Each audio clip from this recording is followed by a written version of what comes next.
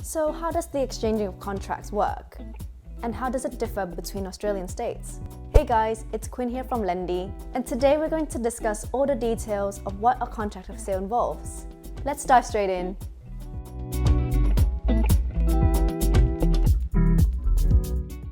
Let's start with the basics.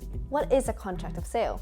A contract of sale is a legal requirement when buying and selling properties in Australia. It lists all the important information pertaining to the sale of the property. This includes the names and addresses of the buyer and seller, as well as the condition of the sale. Once it is signed, it is a legally binding agreement between the buyer and the seller. The laws that govern each state and region will differ, and so the contract of sale will look slightly different depending on where you live. So, who prepares the contract of sale? In most cases, it is prepared by a qualified solicitor or a licensed conveyancer. It is also checked by the legal representative of the other party. This is to ensure that both parties are protected in the transaction. The contract of sale should list all information relating to the sale of the property. This includes the names of all parties and their legal representatives, the full address of the property and the selling price, any details about the deposit conditions like T&Cs and loan details, any improvements to the property, household fixtures and furnishings, as well as any exclusions from the sale. And finally, the cooling off period, settlement date and date of offer. Most contract of sale will cover standard terms, but for some, special conditions might also be included. Make sure that you understand these terms fully before putting pen to paper. There are certain things that can be negotiated on a contract of sale, such as the cooling off period. This period can be longer, shorter, or even removed altogether. Many vendors are now opting for the cooling off period to be waived. If it is waived, then a written certificate from the buyer's solicitor that is signed by the buyer is necessary. Another factor that can be negotiated is the settlement period.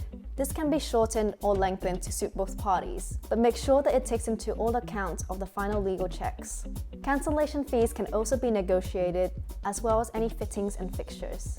Sellers should keep in mind to identify in the contract what they mean by fixtures and fittings. This is because it might not include household appliances like dishwashers.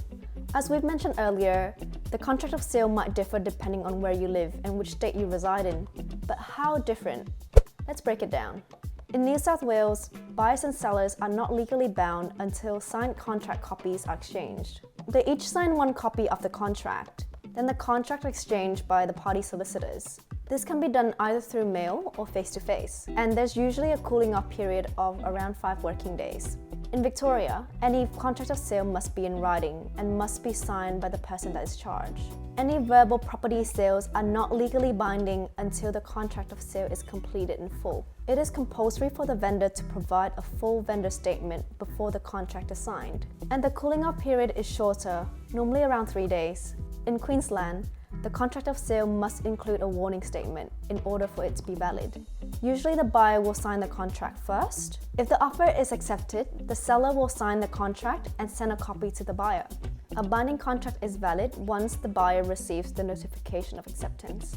The cooling off period is 5 days, and it is also worth noting that only lawyers are legally allowed to conduct a conveyance in Queensland. In South Australia, most property transactions are handled by a conveyancer, also known as a land broker.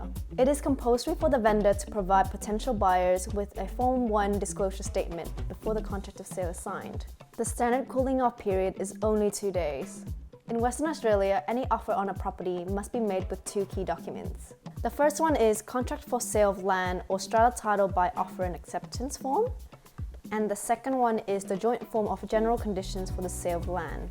While there are no compulsory seller disclosure statement needed to be made, the seller must verify details of the transactions and communicate with the buyer. There is also no mandatory cooling off period for properties in WA. In the ACT, any exchange of the contract of sale must be made by the party solicitors or conveyancer in a face-to-face meeting. It is compulsory that the seller provide potential buyers with all legal required documents before the property is offered for sale. In the Northern Territory, an approved contract of sale of land form must be provided for all house sales. The contract must be approved by the Registrar of Land and Conveyancing Agents or the Law Society Northern Territory. The contract cannot be legally binding until the contracts have been exchanged. The standard 4-day cooling off period can be reduced, waived, or extended during negotiations. And finally, In Tasmania, the contract of sale is usually signed by the buyers first, and it is legally binding once the buyer signs it. That is why it is extra important that all property inspections and the contract of sale are examined before buying. Buyers and sellers will each sign a copy of the contract of sale, and there is no mandatory cooling off period. If you're considering purchasing your first property and want to understand which interest rates you would qualify for, jump onto lendy.com.au. It only takes a few minutes. Our online home loan platform compares rates from over 35 different banks and lenders, and we have a team of home loan specialists who can assist you every step of the way. So that's it, guys. That's everything you need to know about exchanging contracts when buying properties in Australia. If you're interested in knowing more about conveyancers, check out our video here. We will explain in detail the importance of their role in the settlement process. See you there in a sec.